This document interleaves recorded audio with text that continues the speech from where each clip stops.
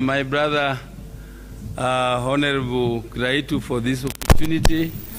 I want to thank the community of Meru who have invited us for this luncheon.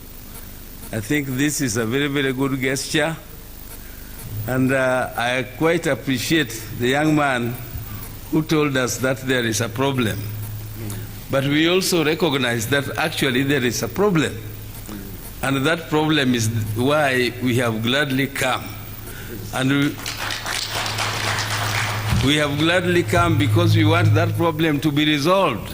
Yes. If you appreciate that what the demon that has been created of Raila is a reality which has sunk down to the people, actually it is our responsibility, all of us, to make sure that that demon is completely killed and buried once and for all. Because Raila is not a demon. Raila is a human being as you see him, and he has always been a good friend of the Meru. Starting from my dad, Jaramogi Odinga. Jaramogi Odinga went with Jackson Angaine to Alliance High School. And they were very, very great friends. They were great friends even when Jaramogi went to the opposition. Angaine was one of the sympathizers of Jaramogi. I recall when there's a time when Angaine was the Minister of Lands and Jaramogi was being kicked left and right.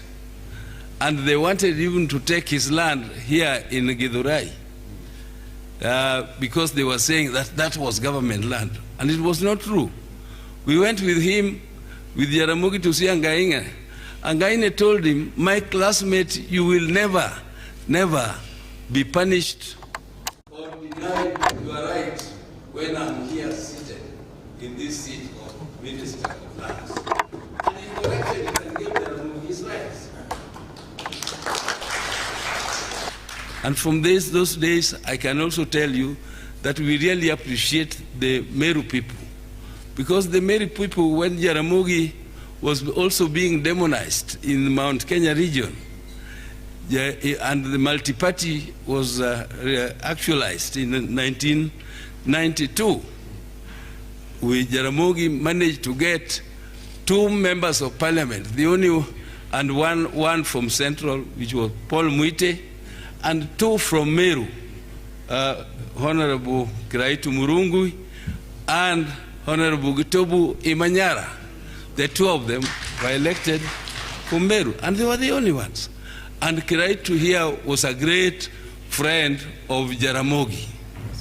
I also want to tell you that Honorable Kiraitu was also the lawyer of Raila when Raila was charged first with treason and then later on detained without trial.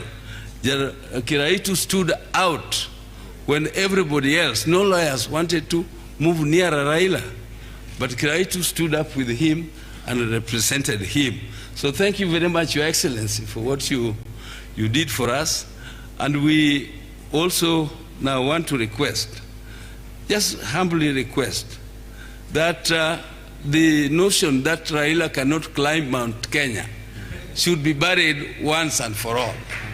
We have started this journey all together, and Raila, once you accept, and I know the commitment of my friends like Ibui, we are going to explain to the people of Mount Kenya that we mean well for them. Raila is a businessman. There is no way he is going to punish business. Raila is also a professional. He is an engineer.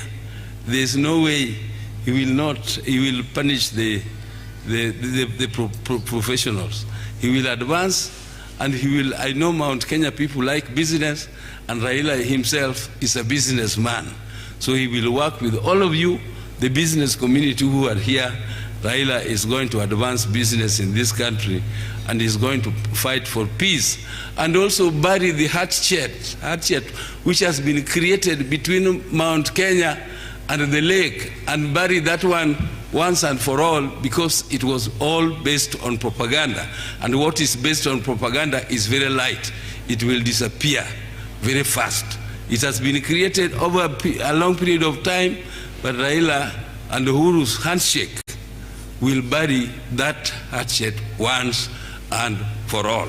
Thank you very much, ladies and gentlemen, listening to me.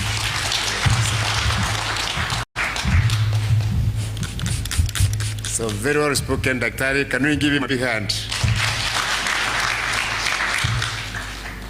The next one I want to invite is actually our enrolled.